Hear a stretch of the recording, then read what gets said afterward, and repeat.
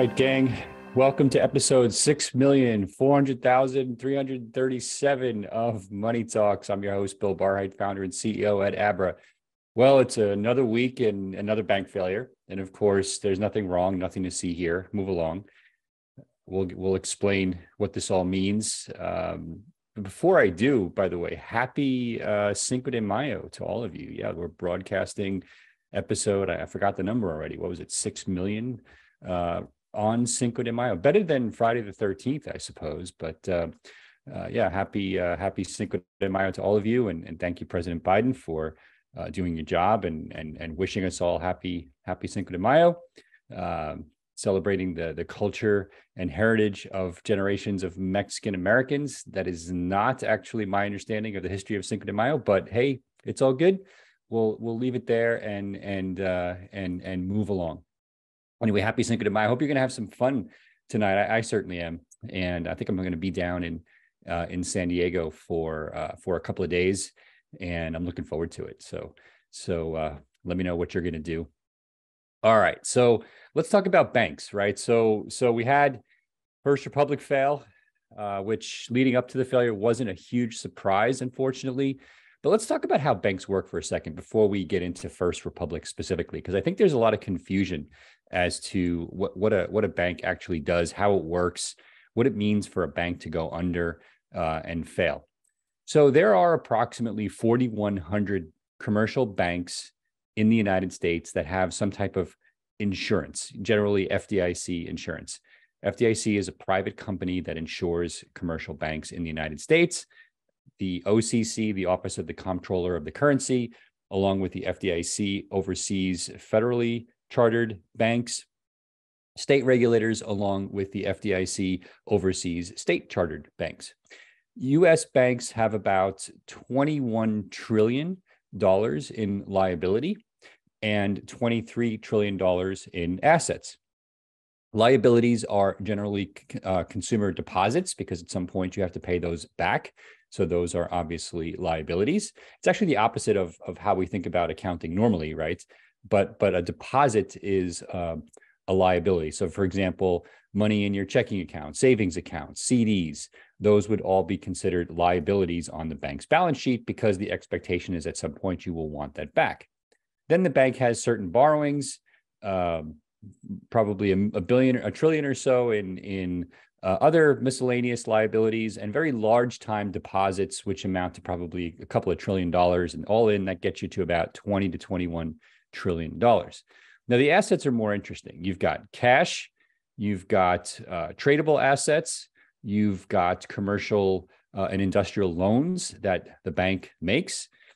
Because they're generating income on those loans, those are now considered assets. Again, it's kind of the opposite of how we traditionally think about a balance sheet for other types of businesses.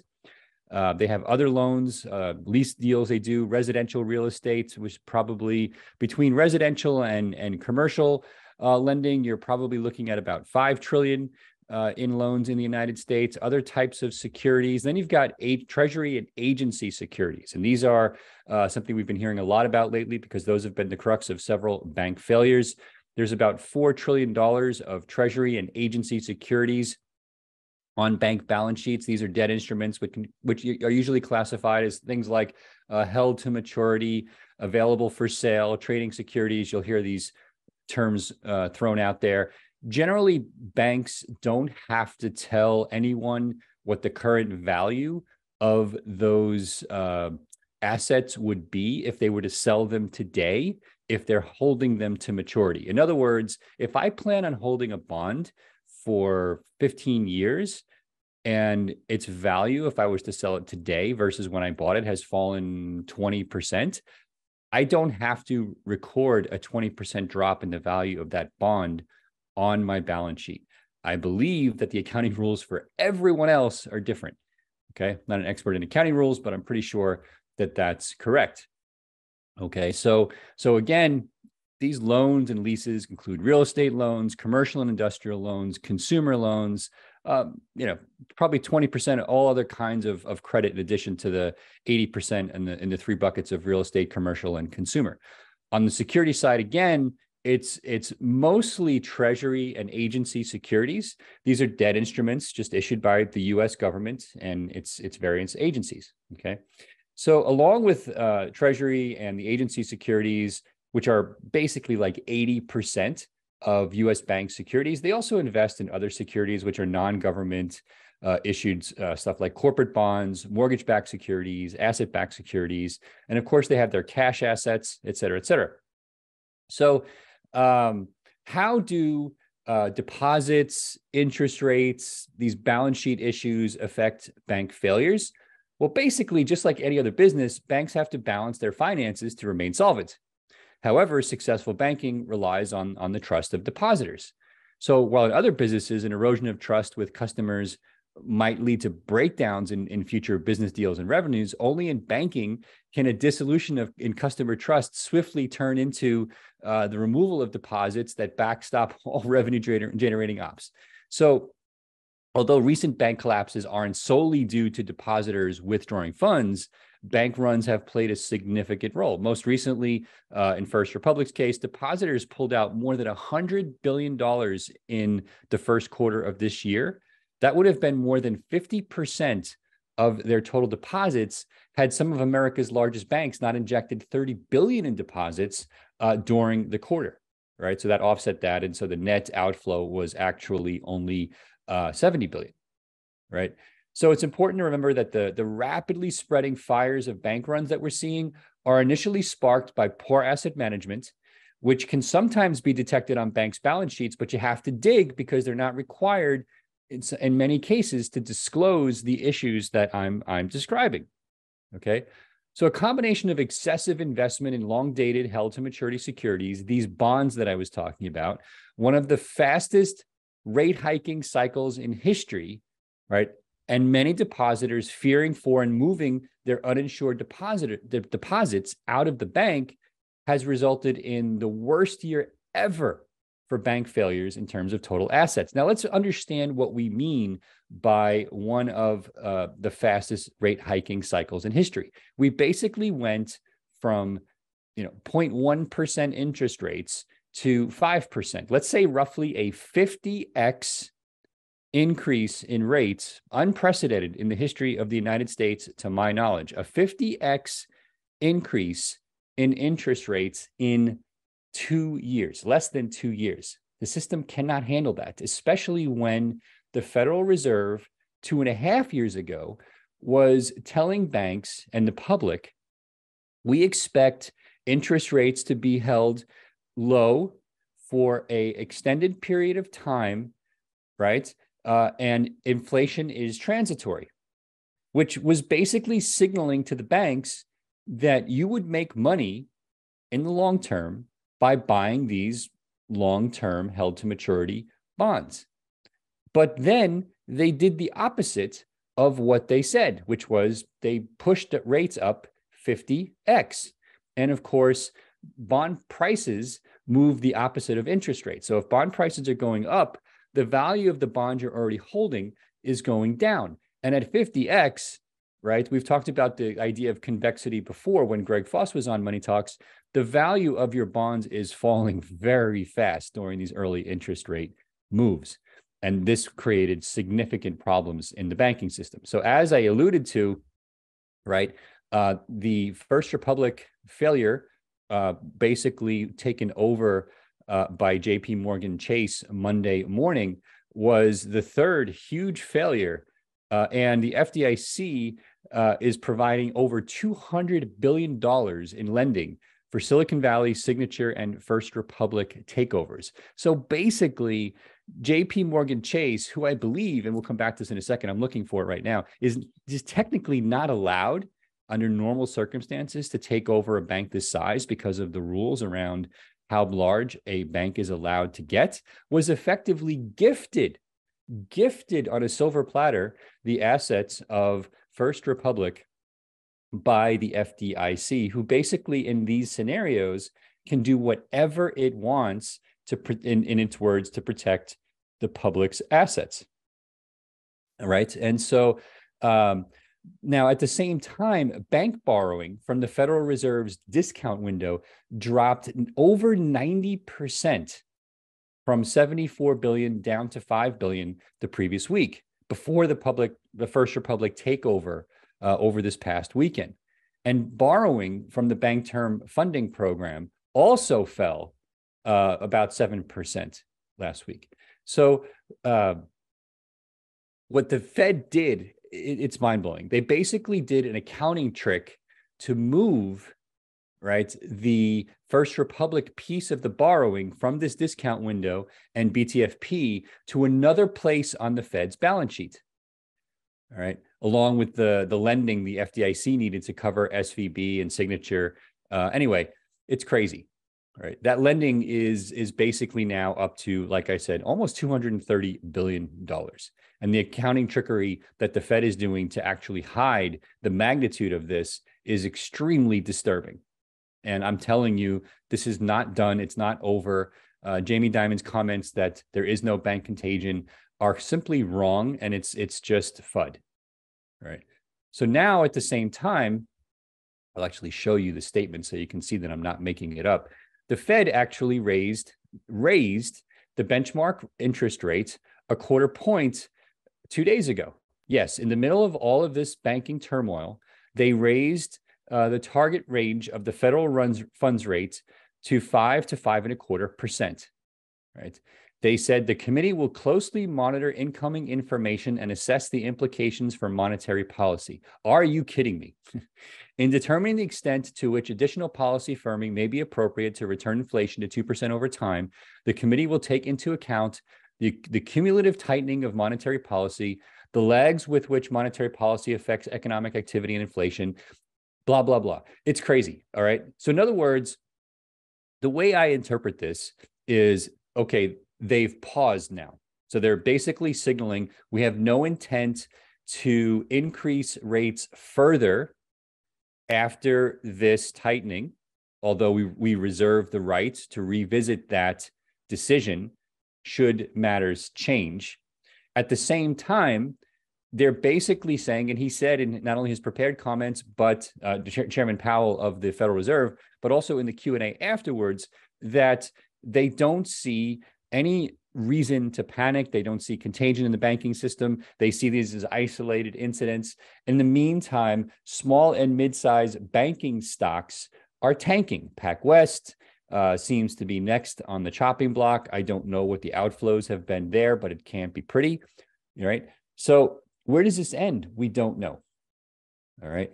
But what we do know is, like I said, emergency bank loans have been through the roof, and the Fed and FDIC are basically doing all kinds of balance sheet trickery to downplay the crisis, right? As I said, and I think I have a chart here. Yeah, let me show you this. This is a shout out to Joe here on Twitter, who published this. Really good. Emergency bank loans declined, but only after removing the loans to JP Morgan and FDIC to buy First Republic.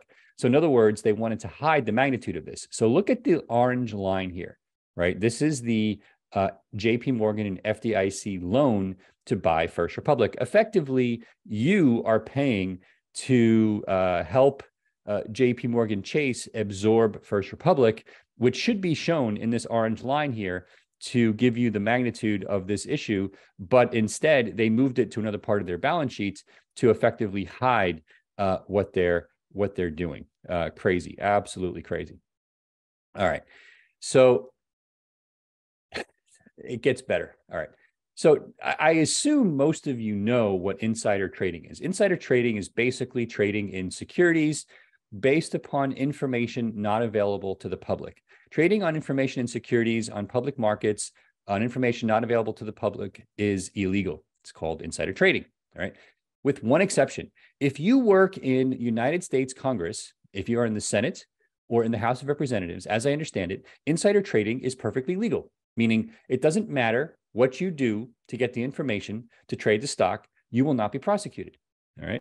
So and now there are people who have voiced their opposition to this and have tried to put a stop to this. There are websites online that will track this, et cetera, et cetera. Anyway, let me show you this. So Matt Allen, who is, I guess he's a financial analyst on Yahoo Finance and Bloomberg, mentioned that Congresswoman Lois Frankel sold First Republic shares before they went under in March, right before the stock dropped 80%. And after she sold First Republic, she bought JP Morgan Chase, which just bought First Republic.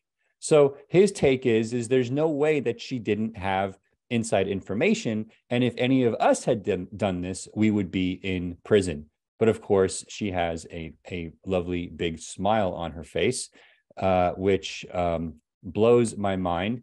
If you are in Congress, you should be allowed to hold mutual funds, index funds as it relates to securities, and nothing else. Nothing else. You want to buy, indices of bonds and stocks, go right ahead. Otherwise, we want to know that you are not profiting at your manipulation of the markets through policy. When Elizabeth Warren's tweets helped bring down Silicon Valley Bank, it was absolutely horrifying to see. Now, what does all of this mean for the crypto world? Well, let's take a look. So it looks like the markets have been holding super steady. We're in a sideways pattern. Now on Bitcoin, it's really interesting, right? So Bitcoin has basically been consolidating until early April. Now we're in early May, and it's basically forming this super bullish rising wedge pattern.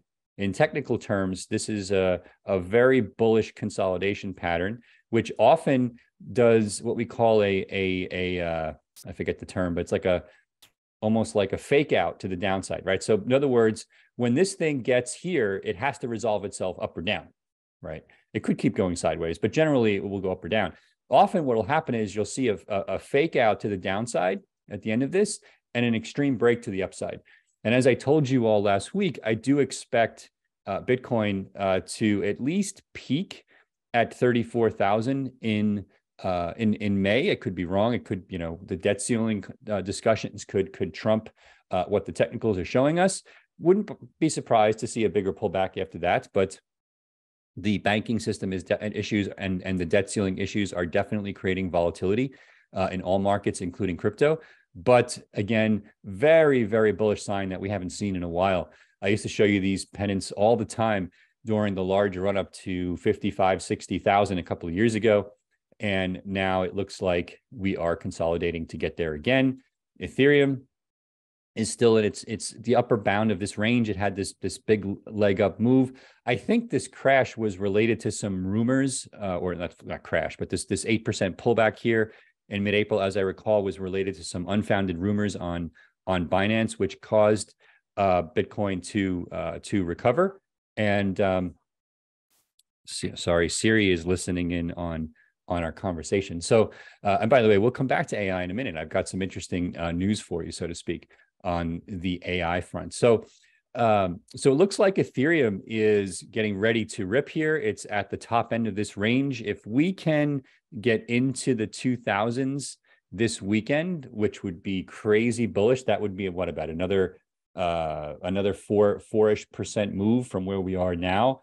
I think Ethereum is also ready to rip. So if I see 34,000 Bitcoin, which is probably 16-17% from where we are, I think we see anywhere from 18 to 25% on Ethereum, and a 25% move would have us at about 2,200 and change, which would be right about here, which means that we've got pretty clean air on the daily chart for quite a while for this to move. Again, I'm not actively trading Ethereum. I'm just using the technicals to give me an indication of where we are in the adoption cycle, and it's pretty clean air above here. So I think basically I don't really see a lot of downside scenarios. There are downside scenarios, don't get me wrong, but I don't see significant downside scenarios playing out in the short term. Interest rates basically only have one way to go now. Unemployment only has one way to go now. And all of this and bonds more or less only have one way to go now, right? Which means I expect bond prices to go up significantly over the next 18 months, 24 months. We're at the beginning of the next cycle. I expect interest rates to come down significantly over the next 2 years. I expect unemployment to go up significantly over the next couple of years. And all of this purports to basically a loosening eventually of credits. The dollar has been interesting. It's in a sideways pattern. I actually had a Twitter space conversation with another macro guy, and I pointed out that I see a head and shoulders pattern here on the dollar. I'm going to switch this to the weekly chart so it's a little easier to see. But if this head and shoulders plays out, it's a multi-year head and shoulders, right? So it goes back to, really 2018, so 5 years. You're going to see, in my opinion, a big drop in the DXY. I wouldn't be surprised if the next year we see the dollar in the index in the 70s. That would cause an explosion in risk on assets, in my humble opinion. And we would reach new highs in Bitcoin, new highs in the stock markets, et cetera, et cetera. That's my belief as to how the correlation between the dollar and these assets plays out versus the liquidity that lower rates will pump into the system. We shall see. Okay. So enough of that. I haven't talked about Abra's offering in a while. Let me just give you all an update as to what's going on. I got some really great feedback, by the way, from all of you on the Web3 stuff we showed you last week. If you go back to watch last week, it's a very short Money Talks last week. Most of it was the demo for our Web3 stuff.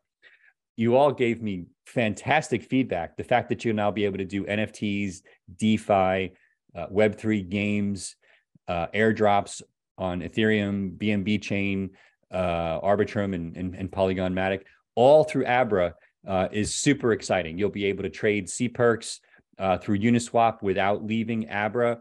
We're going to give these features away for free to start. And then eventually we will most likely use, or we're considering very strongly using CPerks as gas for those transactions, which means you'll need to hold CPerks in order to use the Web3 services, because we're not making money on most of it. We're just giving it away to you for free, which we're happy to do.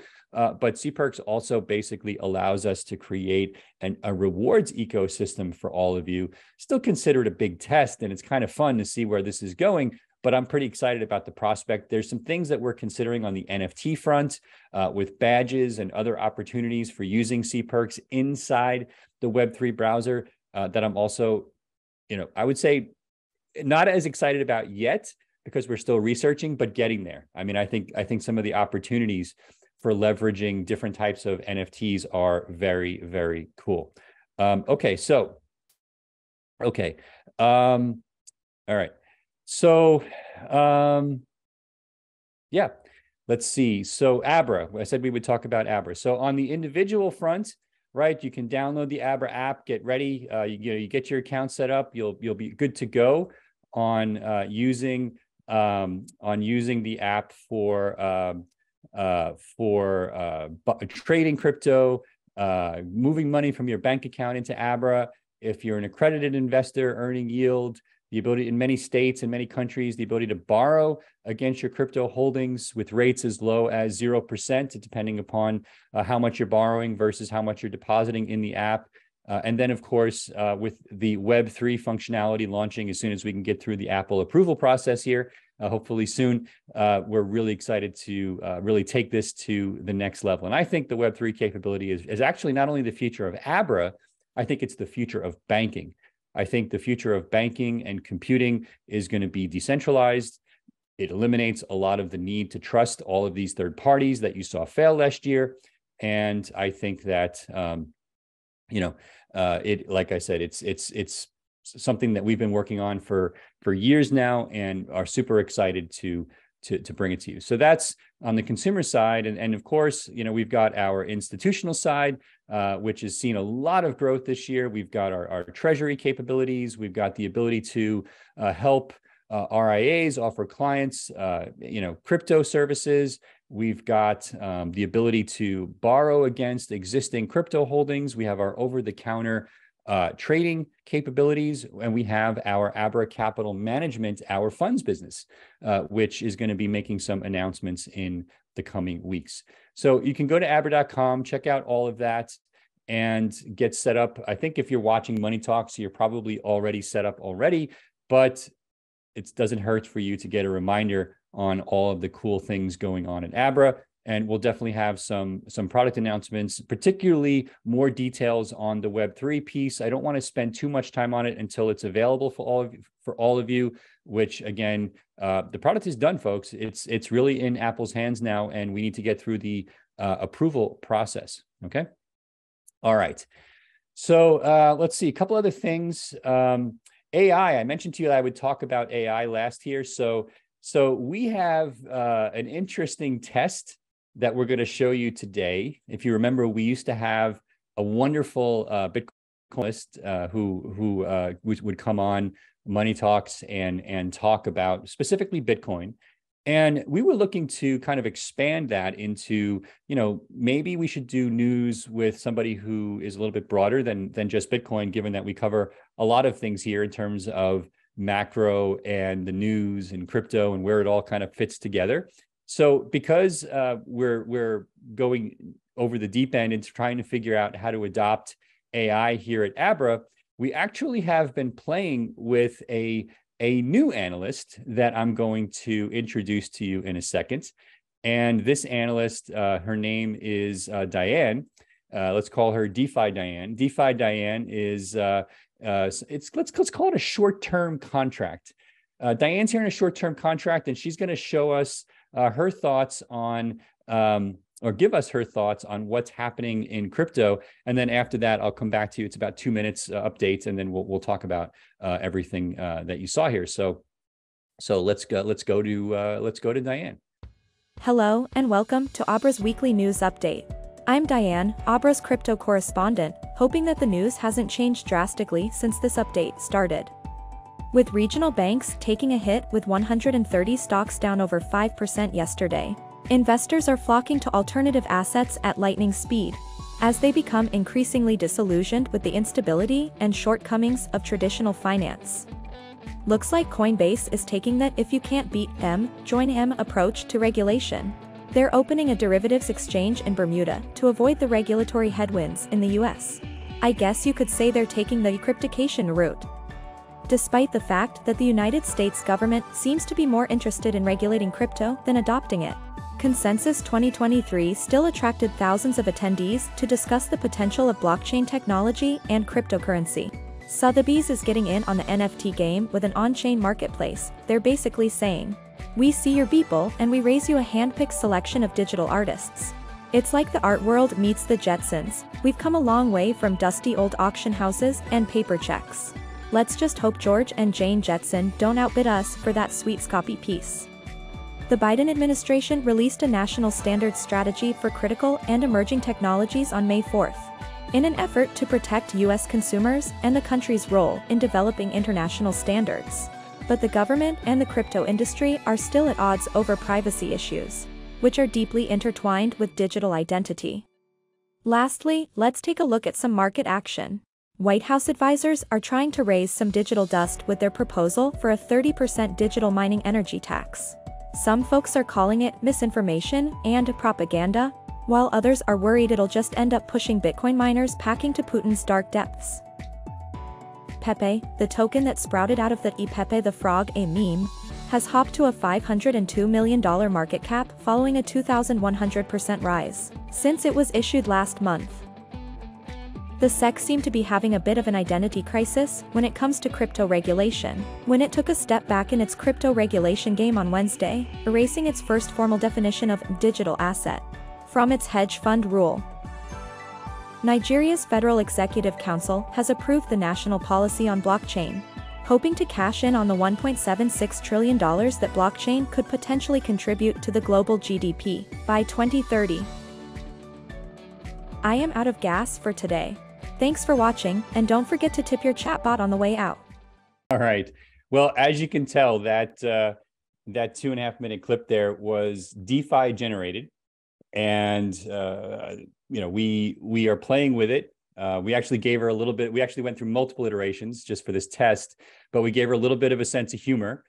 She's still a little monotone, as you can tell, but she's passionate about crypto. And what do you think? I mean, should we go with it and see what else we can do here, or do you have other ideas? Ping me on Twitter and let me know what you think. I think it's cool. You know, we're using AI in myriad ways already inside of Abra, and I think it's only going to get better. And it's the tools across the board in terms of marketing, legal, content generation, analyzing data, as you can see, producing videos, creating personalities. It's crazy. And I think it's going to affect every business. And you know, we're a mean, lean company here at Abra, and we're trying to, you know, obviously keep our costs as low as possible to, you know, generate as much, you know, cost savings for all of you and everything we do. And AI is a fantastic way for us to do that. Anyway, let us know what you think about that, and any other ideas you have for improving it. Maybe I'll do some C Perks airdrops for the best ideas if you ping me on Twitter as it relates to AI. And yeah, that's about it for this week. We've got a big weekend. I'm super passionate about NBA. I don't know. I think I've told you all multiple times. My two kind of sports hobbies are Formula One and the Warriors. Warriors crushed the Lakers last night. Oh my God, it was insane. I don't know if any of you were able to catch that game, but basically both the Warriors and the Lakers took their starters out of the game at the beginning of the fourth quarter because the game was over.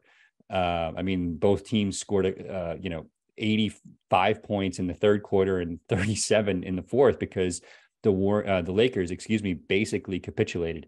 And after their abysmal start to the series a couple of days ago, it was really fun to watch.